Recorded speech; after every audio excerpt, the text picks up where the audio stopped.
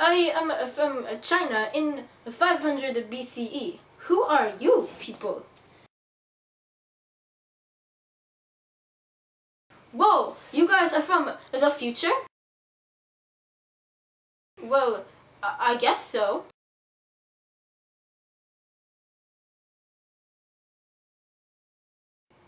Alright, well, ask away. I'm happy to educate you.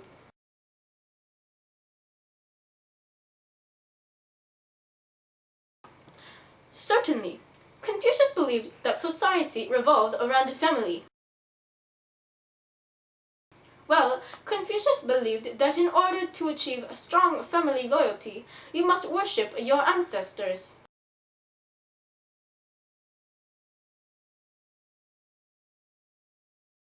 Oh, yes, I do see your point.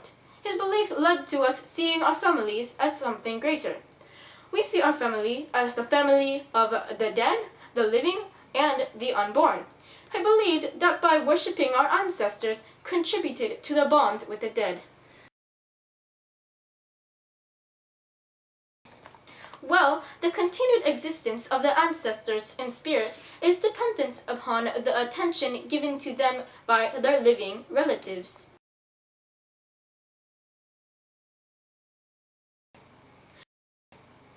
Well, the ancestors can control the fortunes of their families.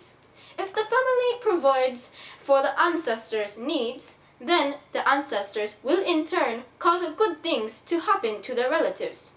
However, if the ancestors are neglected, it is believed that all sorts of evil can fall upon the living.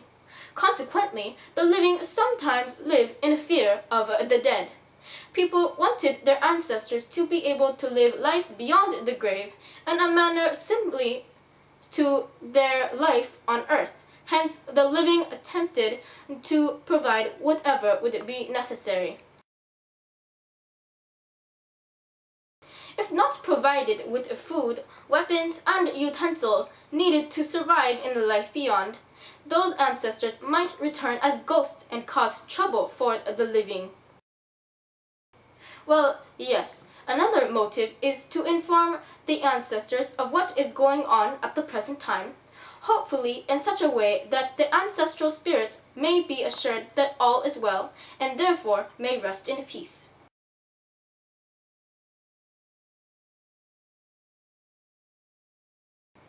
There are many ways that they honor their ancestors. The first is to worship their graves. For a minimum once or twice a year, people throughout China go to the graves of their ancestors, both especially recent ancestors, but also sometimes more distant ancestors, to tidy up the graves and worship them.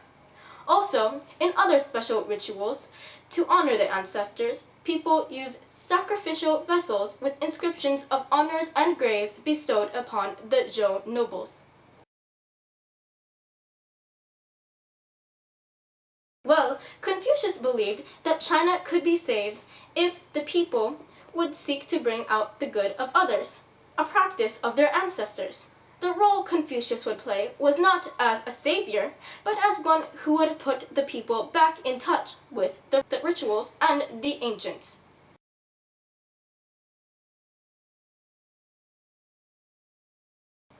Yes, there are. A very good example of a festival dedicated to the ancestors is the King Ming Festival. This is a very important sacrificial festival. During the festival, people gather around tombs of the deceased family members and sweep their tombs while giving offerings. However, in contrast to this sadness, this festival is a time to simply enjoy the wonders of spring.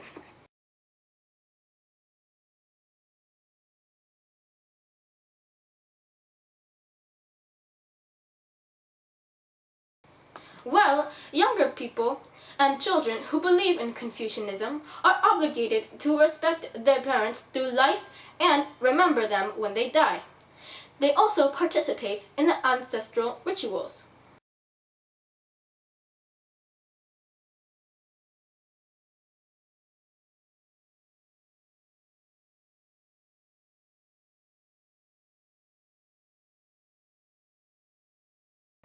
Oh, wow, things really have changed.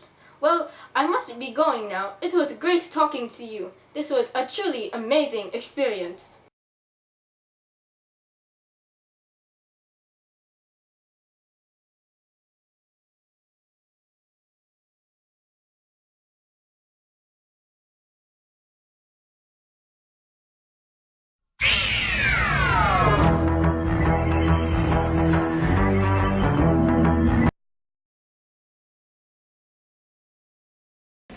Yes, why are you on my wall talking to me?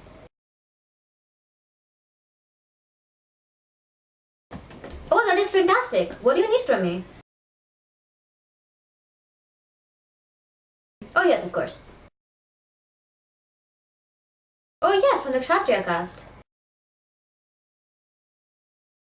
Most of the different Varnas just keep to themselves. They only really interact if they need something from each other.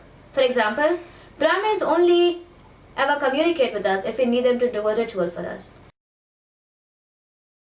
They sometimes work for us, but mostly keep to themselves because they are untouchables and looked down upon in society.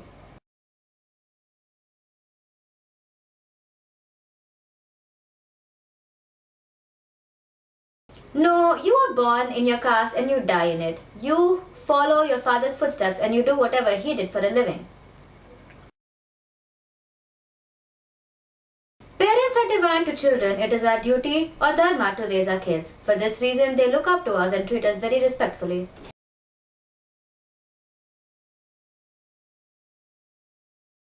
That is unacceptable. That is a sinful act. It is the dharma of the children to respect their parents and elders.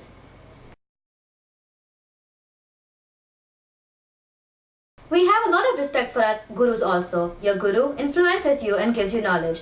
That is something magnificent in my opinion, and we honor it. Oh, that is a difficult matter because between castes, especially the ones higher up and the ones lower down in the system, we do not respect them.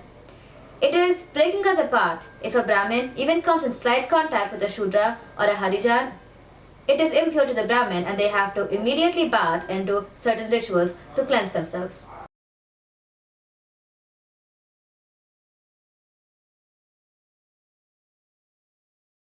Okay, let's say a tree represents the world. There are separate branches to the tree that complete it, but one branch does not depend on the other one to survive. Just like you have your immediate family that you respect the most and then your distant family that you are not as close to but still a part of, correct? That is exactly how Hinduism works. We do not depend on other castes to survive for the most part and thus do not find it necessary to respect them. We are all just present to complete the system.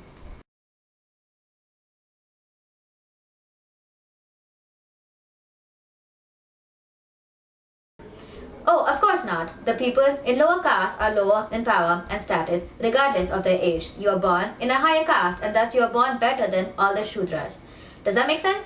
Plus, higher castes feel that they are superior and treat the rest of us poorly, so we do not find it necessary to respect them either.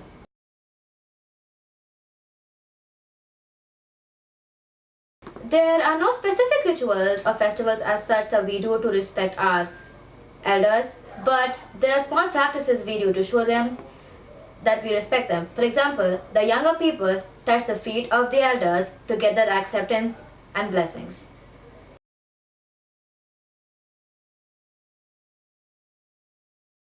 Marriages. That is also another example of when you have to respect and trust your elders to make the right decision. You agree to marry the person they choose for you and you cannot disobey them.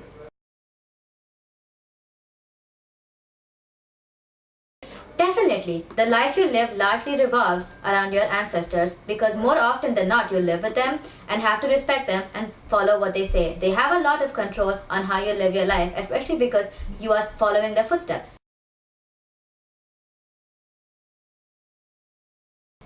The caste you're born into and the occupation you do for the rest of your life depends on what your ancestors did. You're born into the caste they are in. The work you do is the work they did. Thus, your ancestors play a large role on who you are and what you do as a person.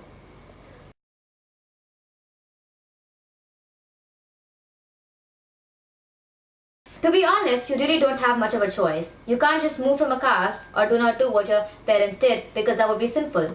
You can just turn your back on Hinduism and become a Buddhist or a Jain. if you really do not want to follow your parents' footsteps, but that would completely remove you from the system. Because they do have a part in the Hindu society and they believe that God has a place for them and that praying to Him will do them justice, and this is the reason that most people stick to being in the caste system even if they aren't treated as well. But a couple of people I know have done that and converted into Buddhists and Jains.